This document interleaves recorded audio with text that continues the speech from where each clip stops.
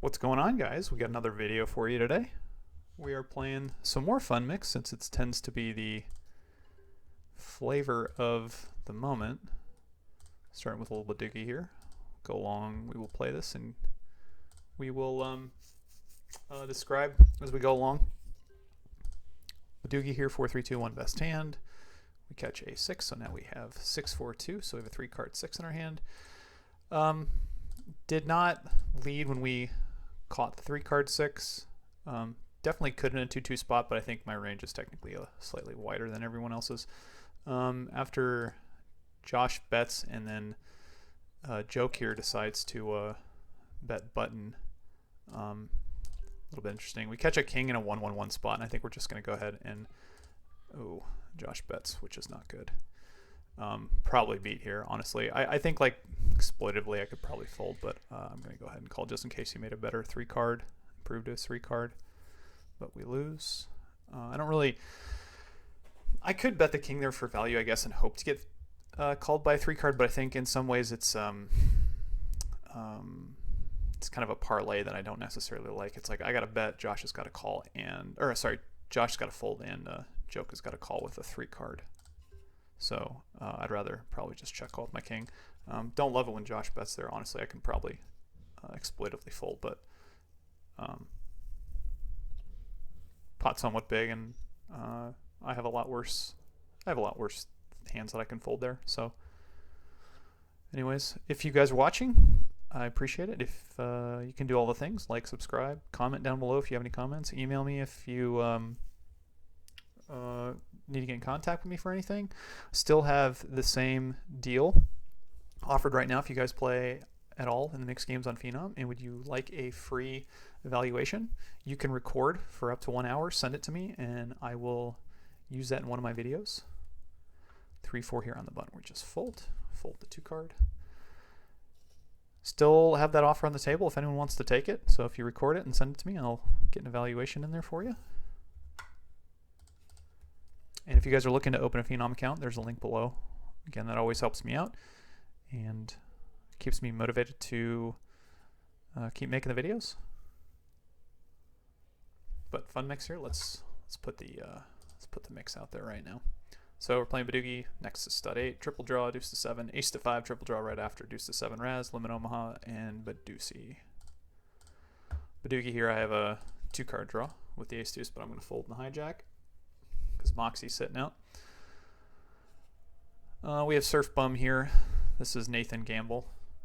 He is... I've played a decent bit with Nathan in the past, but it's been more in tournaments. I think he's started playing... I actually don't know, but I think Nathan started playing mix at kind of the couple of years, like right up before COVID started. Because I had seen him and played with him in some of the PLO8s, the Big O's, seen him play PLO. I hope I'm not getting his life story wrong, but I think he started playing mix when I would see him at the Wynn, and I'm sure if he's still in Vegas, then he's probably playing at the World Resorts or something like that now, so it's been a while. Here we have the 9-8-7 in the big blind, and blue 3 bets. Even if it folded to me, I think this is a hand that's like really hard to play out of position, and it really has like no showdown value 3 card wise. So if we decide to draw at it, take one probably once, maybe twice, depending on how many cards Josh is drawing. We could decide also to bluff because it'd probably be one of the absolute worst 3 cards that we would have. I'm probably not calling in this situation. I'm just saying, like, if I decided to call and play that one. And blue being Pat, I don't think blue has all Badoogies here. My guess is blue has kind of a tighter range of Badoogies. If she shows up with a king or queen, though, then that my read might be wrong. And she shows up with a 10. A 5-handed game, it's slightly different than a 6-handed game, obviously, but let's see, 9 deuce 3 here. We're going to bring it in. And most likely we're going to just muck this one with the 9 in the hole. Surf Bump opened up here. Could consider defending. It depends on how wide he is. If he's Honestly, I'd probably just fold, to be honest. If he's playing like really wise, like yeah, it's kind of interesting. He actually two bets a 9 here. I mean, he's representing like a big pair for the most part. I don't know how much he's played with blue, but blue has a pretty tight range in general. So like his hand should be mostly for value, like meaning split nines plus.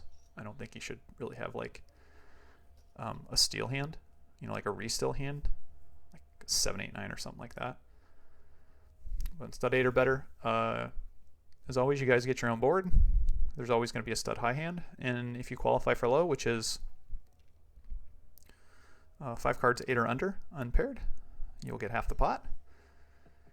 He did have split nines, and blue checked kings up on the river.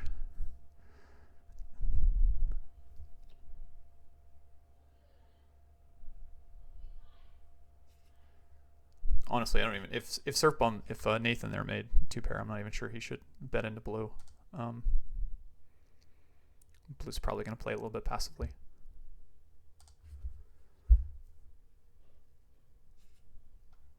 Jack 3-4 here, we're just going to fold.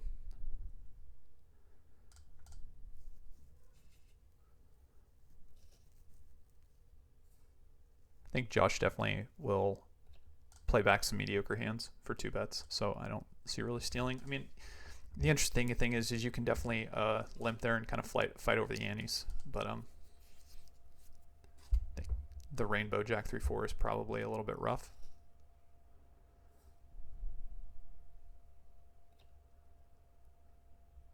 Six, 7, 9 here.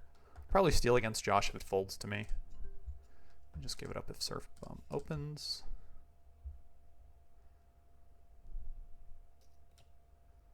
Again, stud 8's the one of the, I'd say the one game in stud where you're just much more likely to get played back at against the bring. The bring-in's most likely to play back against you. And surf bum here is representing 3/8 when he barrels into kings. But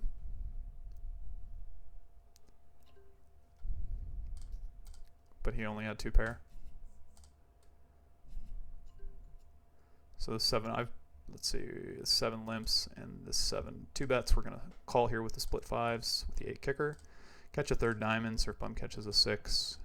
Josh bricks out basically. So we're gonna check call 1 here. If check, most likely it's gonna go bet call and see if how light Josh is gonna peel here.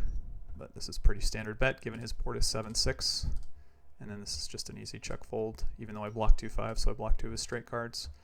But this hand is just, the reverse implied odds here are just really bad.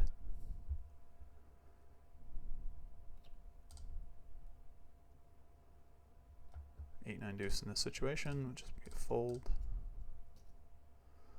Again, every hand is kind of different just based off of, everyone gets a new, I mean, obviously, like, in Hold'em you get a new hand every single hand, but in stud, every single board is going to be different. Everyone's going to get a different card every single time, so everyone's going to get a brand new hand. So in some situations, like my 9 might be playable. In other situations, my 9 might be completely, almost unplayable. You just have to look around and see like what the boards are representing. Josh, obviously with 3 to wheel and ace up on his board right now, is a really strong board against Joke. It seems like Joke probably has like a flush draw most likely, given this board against Josh. He folds. And especially since 6th Street went check when Josh caught a 9 and Joke caught an ace. Seems like the most likely holding there is probably a flush draw that bricked out. So now we're playing deuce to 7, best hand, 7, 5, 4, 3, 2. I'm going to fold this one here. 1 card draw at an 87, but it's a straight draw, and it would be a really tough hand to play. If we had a 4 card 87, that was probably worth something. I mean, I think realistically the only one here is like, maybe there's 2. It's like 8753 or 8743. It's still kind of hard to play out of position against 2 players when the hijack open and the cutoff 3 bet.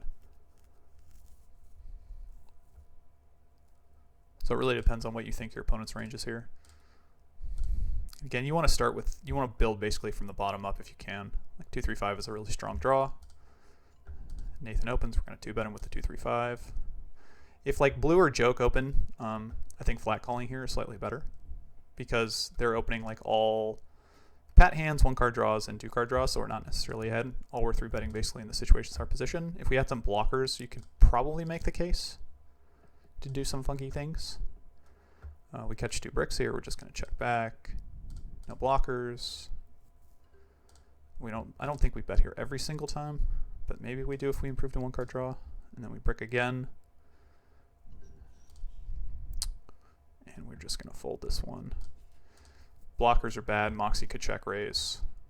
And we're just drawing 2 basically.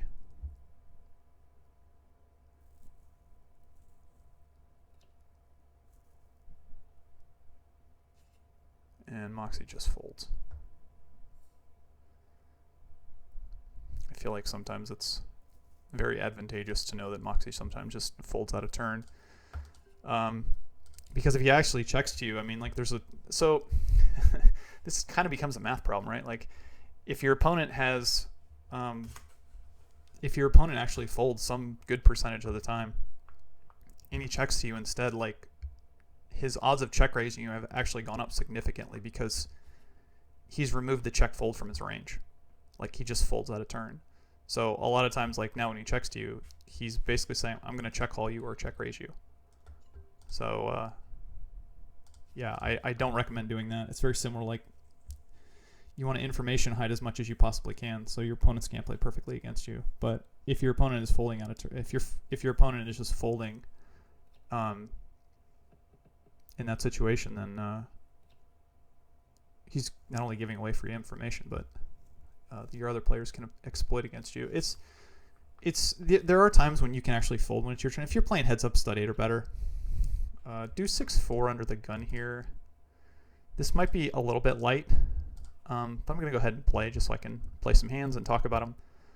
Sometimes in like stud 8 or better, if Moxie's 2-betting me or with a 2-card draw, I wouldn't be too surprised, but I think it's a little bit light. And then Nathan calls, so my guess is he's got a 1 or 2-card draw. He's got 2-card draw. Moxie takes 2. Again, I think it's a little bit light, but oh well. We improved to a 4-card 7, so we're going to go ahead and bet. If I was Surf Bum here, I don't think I would bet every single one of my 1-card draws. I think I'd do a fair bit of checking with the opponents behind me, especially out of position the whole hand. And then it goes 2-1-2, so I have the draw lead and I catch an extra deuce, so this just becomes an extra bet again. And Nathan takes 1, take 1, catch a king, and we're just going to check. And we're going to fold when it goes bet call. And Moxie made an 8, and Surf Bum made a 10.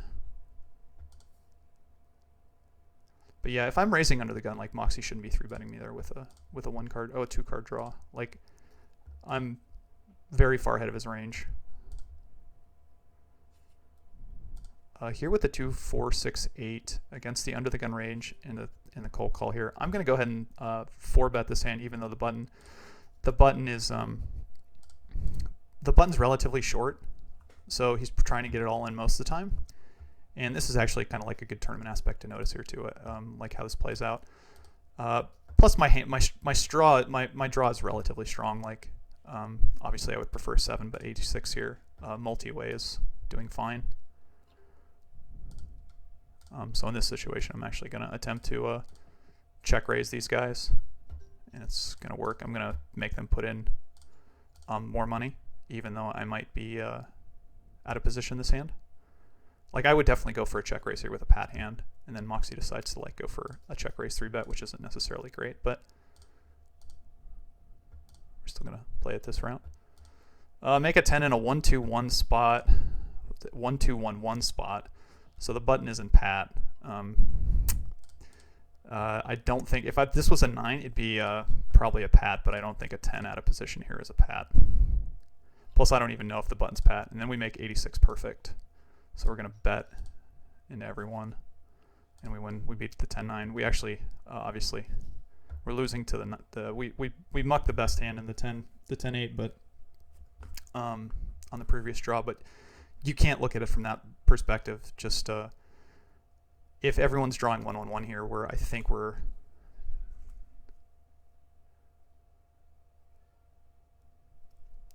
we definitely have enough equity to theoretically keep it, but I think we have more equity by drawing. Ace 4-5 here on the button. The game just changed Ace 5 triple draw, so we have 3 to wheel with an ace blocker. As in deuce to 7, 5, 4, 3, 2, 1 is the best hand. Aces count as low in this game. Straights and flushes do not hurt you in this game, where in deuce to 7 they do hurt you. You want to build again from the bottom up. So obviously if you have an ace in your hand, that's good. So Nathan takes 3, we take 1.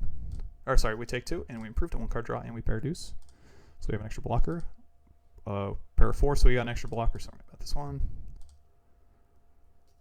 And then we're going to draw again. He takes 1, and we pair 5s. So unfortunately here we got to do some betting, and I think the 5s is like kind of the cutoff. And he makes a 9 and calls. He played that hand fine. Definitely not betting all my pairs there for sure. Just check folding a lot of them.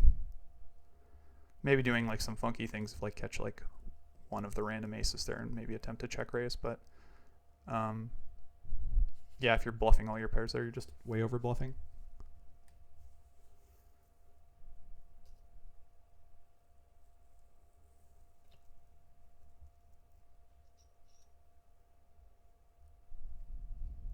And Josh does this too, and this is something to take notice when your opponents do this. Like blue raised under the gun, and her range is like very, very strong in ace to 5, and then Josh took 2. And then Josh led into blue, and I don't, maybe Josh isn't paying attention, but I've seen him do this where he leads without the draw lead and then takes 2 again. So definitely not, I definitely would say that's probably not the way to play that hand. Just because you are if you are behind in the draw, you're a significant dog almost always, especially in like a 2-1 spot. If it's like a 3-4-5 here in the hijack, I think I'm gonna fold. Again, I want aces in my hand. I do block a 4. If I had another pair in my hand, I probably would open this. Josh opens here. He open limps here, and again, my strategy in most of these scoop games, Nathan takes 4, which is oh, he got a free look. Never mind. I'm surprised to see him call and draw 4, but he didn't. He just checked and drew 4. If you're going to open in basically any of these games, it probably shouldn't be for a limp. There's no dead money to fight over. It's just the blinds. So you should pretty much play a raise or fold strategy in my mind. I think that's probably the best.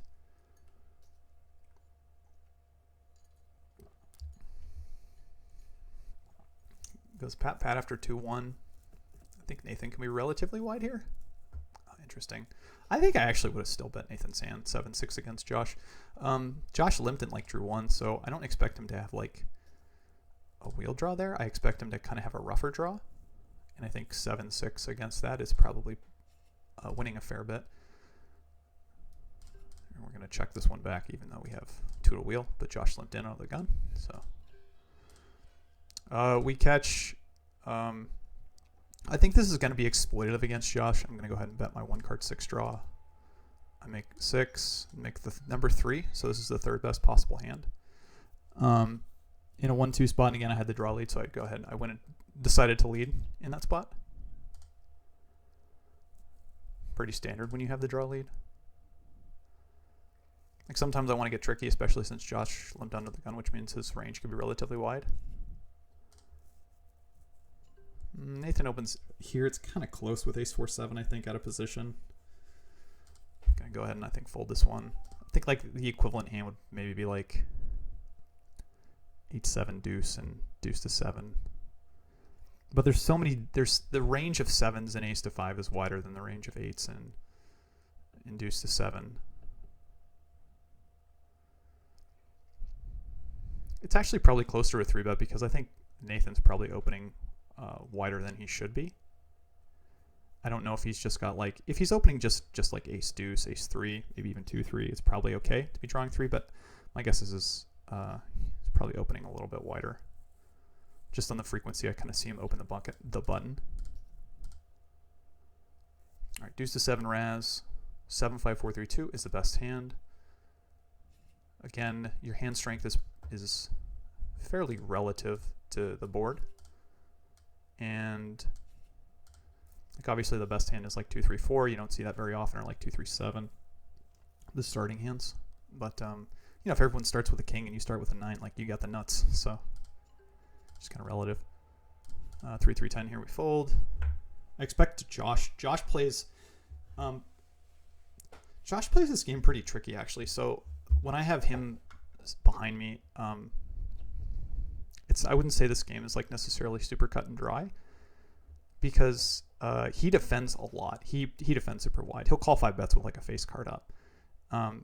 And I'm not saying that's correct, but in a situation where like if you think it's 100% steal and he's got like a 10 or a jack up, he's probably going to defend and showdown pretty light, so you actually have to have it more often than not. Ace here against the queen. Everyone folded to us, really? No, I can't really do much here in this situation. I don't expect to get a walk here ever. Oh wow, I got a walk with ace king 10. I'll take it. Again, kind of like close here with jack 5-4 and Josh having 100% of his range. 2 aces behind. I actually think what happens is his surf bump's going to open here. I'm just going to limp. Josh is going to raise here 100%. He'll have like the auto raise clicked on. Yeah, he's got the auto raise clicked on. And then Moxie kind of like, if Moxie decides to 2-bet, I would most likely just fold my hand because I expect Josh to raise a fair bit. But Josh has got 100%, I think. So Moxie catches 10-4. I have a 4 in my hand, so it's less likely he paired, but I'm still going to see one more. He catches a 3 with hearts. I could be drawing pretty slim here, because I'm drawing to a 10-9 and he could have like something like a 10-7, which means I got to catch 2 perfects. I mean, it's possible he paired that 3, but I'm just going to let this one go. The thing is unlike Josh, Moxie doesn't have 100% of the range. So in a very wide range situation, like I would still be calling in that spot, but Moxie's range is relatively narrow. So I would expect him to have something like probably any card like 8 or under, but like not connected. Like I don't expect him to have 10-8-7, but he could have like 10-8-5, maybe 10-8-4, you know, 10-8 deuce, something like that. So in a situation where I'm like super far behind, I'm in bad shape. Blue opens a deuce here, so I expect this range to be really strong. I got an 8 and 4 behind me. I'm gonna go ahead and call Blue's raised. Josh 2 bets. I also think like Josh just doesn't really care. Like Blue's hand here is really strong, but we're gonna peel against it. Make 6-4-5, and Blue catches 2 deuces here, which isn't good. And she folds. She probably doesn't want to get raised. 4, 5, 6, 7. We're going to go ahead and check this one because 2 deuces are exposed, and I expect Josh to notice that. And I'm going to check this one back. Like my hand's kind of face up, I think, the way that I've played this hand. And again, I don't think Josh should really be betting here. Like he's kind of representing a 10, and like it's pretty obvious I have some sort of draw here, or I'm just going to check fold, or I'm just going to bluff my hand. Like I think this actually is quite a bad bet, to be honest. Like even if he's got 2 pair in his hand, his jack is good enough to win. But I don't think Josh ever folds, and my check there on Fifth Street when I catch 5-6, 4-5-6 is more of an exploit than anything. Ace 4-9 here against Nathan in the cutoff. We're going to 3-bet. Flop it top and bottom with backdoor second nut draw. This is a really good flop for my range. It's a pretty good flop for Nathan's range, and I would say like usually it's an okay flop for the cold caller, but Josh is pretty wide here, so he goes ahead and leads turn. We just call when the flush gets there. Now on the river, we're probably going to go ahead and raise. It's kind of close because like I don't think he's like semi bluffing here.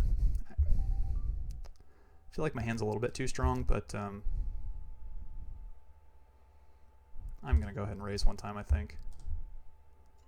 And I do get 3 bets, so we call. He's got the nuts. So I had top and bottom and second nut low on the river.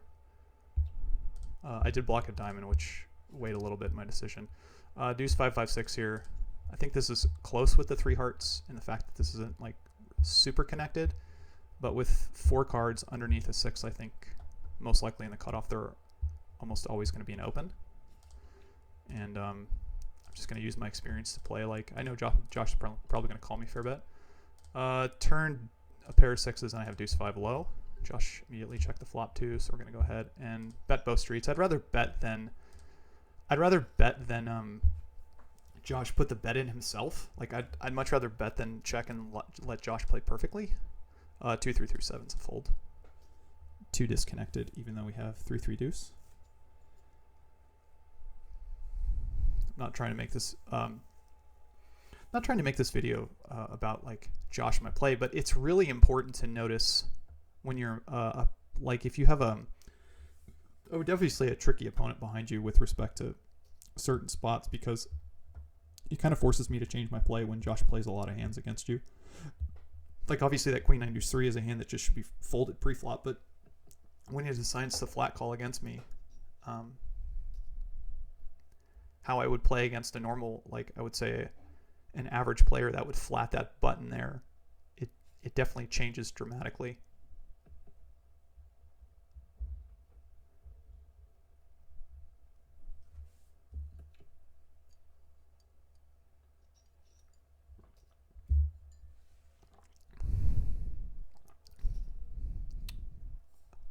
Sir Fun was a straight flush. Wow. Okay. King 995 here in the big blind will be a fold if it is raised. And it gets checked to us, so we're going to see a flop. Bad flop for us. I'm just going to go ahead and check fold again. Just going to check again. In Omaha high-low, in multi-way spots with lows on board, there's not a ton you can do with respect to bluffing, because people just call you multi-way. Ace deuce jack 8. It's really hard to like bluff and get multiple people to fold lows and highs. So like in deuce to 7, if you bluff the river, you know, you just need them to miss their deuce hand basically to like get a snow through. But Omaha 8 or better, when there's a low out there, you need to get multiple people to fold lows and highs for you to get your bluffs through. So usually you're not bluffing a lot in those situations. Middling raggedy hand here on the button. All right, 2, 4, 5, 7 here in the cutoff. This is a raise draw 1 hand. It's kind of one of those hands where you decide to like use your momentum if you can, or make a pat hand pretty quick. Get your opponent to fold. Josh calls and draws 3.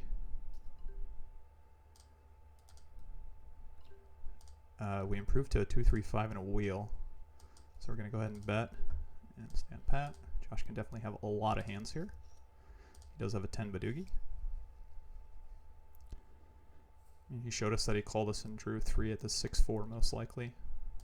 That's really rough. Would not recommend that. Probably do not recommend calling someone not on the button and drawing 3 against them. Nathan raises small blind here. We have 3, 4, 5 with an extra blocker with a 5. We're going to go ahead and 3-bet this hand. He's got a lot of 3-card draws. We're in position. We do not improve to the Badoogie, and the 7 here is a wheel draw, but we're still going to go ahead and break. We've caught an extra 5, 4, and 7 now. Caught a 9. I think Nathan here has a lot of 8s in his range, so we're just going to call. There's like no necessary like point in raising. We're just kind of hoping that the 9 Badoogie is good. We pair, which is bad, so we basically have 0% in the deuce to 7. We're just hoping that our 9 holds up, but we do run into the 8 Badoogie, so we get scooped.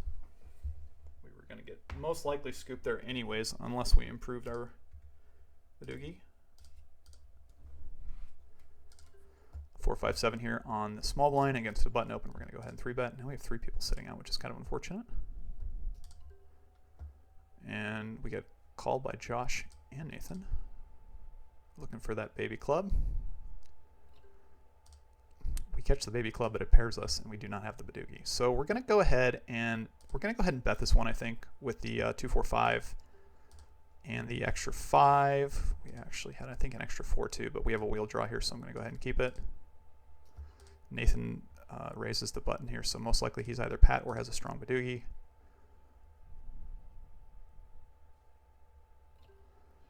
Now we make 9-9. We do have 9-5, so we have some showdown in our Badugi. I would say like it's not necessarily much, but I think we're going to go ahead and check call and pat. I don't necessarily love this hand, but I still think we have some showdown value, and we hate to see. We definitely wanted to see Nathan break, so now I'm kind of sick to my stomach to make this call here, but I think I have some showdown value. Yeah, and he scoops us. Makes 7-7, and everyone just kind of leaves. All right. We got dealt an 8 on the button here with 3-card 8. Again, it's one of those hands where we're just trying to like push our equity through, so we're going to go ahead and 4-bet because we're going to pat our hand.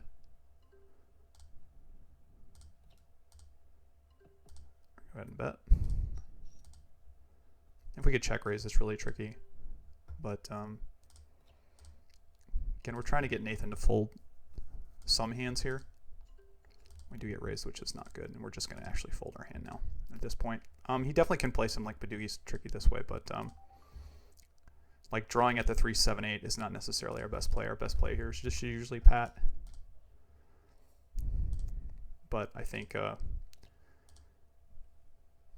we do give up some deuce of 7 equity sometimes there, but you know, we've shown a lot of aggression.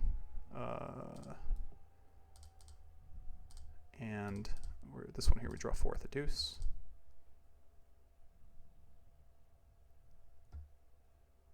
If we go 4 bets pre-flop and then he decides to check raise me there and still in the second draw, like, I'm just going to give it up. Like I have one of my worst hands. Proved a 2-card 5. Just going to still fold.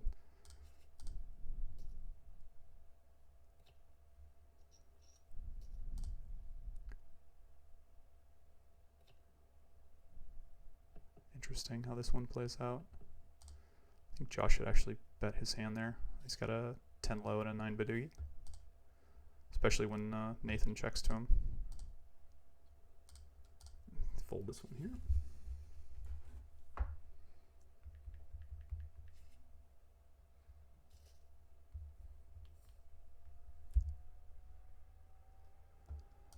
Badugi here, we have a 2-card 7 on the button. We're going to fold. Nathan's sitting out too. This game's just going to break, really? Guess we'll play a couple more hands here. See if we can get it short-handed.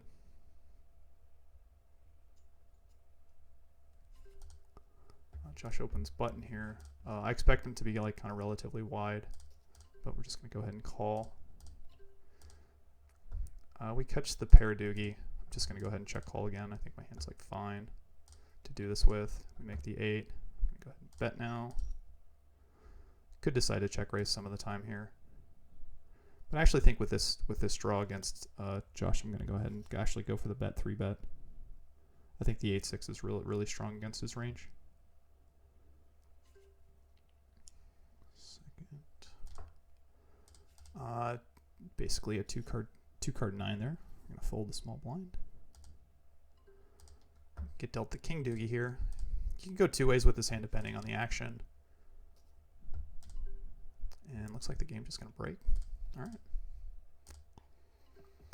So looks like we're just going to play this one out here and probably be done. Stand pat. And a bet again. Stand pat.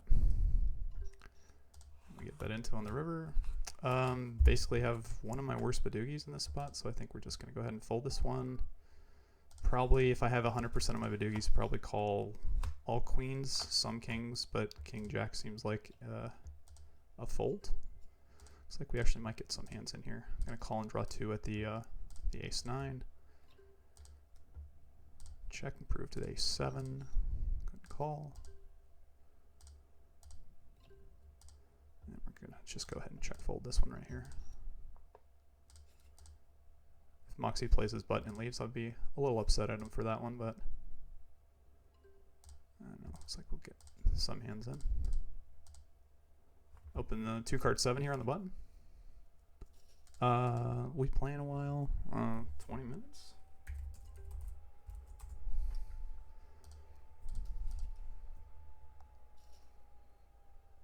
All right. Me and Moxie will play 20 minutes. See if we can pick up someone.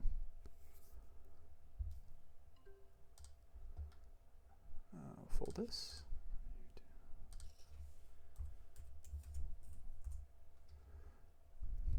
But I think at this point, we'll just, I think we're going to call it at this point just because hands are a little slightly different at this point. We'll play the kings here and call it a day. But again, if you guys like what you see, like, subscribe. Send any comments down below. If you have any questions or comments, that'd be awesome. Also, if you're looking to open a Phenom account, let's see if Moxie bets. He does not. I was going for the check raise there. When he catches the ace there, I'm still calling. Like, I think his range is relatively wide. And we're going to call this one on the river. And he does have aces. Yeah, like, subscribe, and if you're looking to open a Phenom account, please go ahead and use the link below. Helps me out. I owe you a refund. I flop deuces full against Moxie, and he gets mad at me. Funny. All right. Until then, you guys, good luck at the tables. Play well. I will talk to you soon. Bye-bye.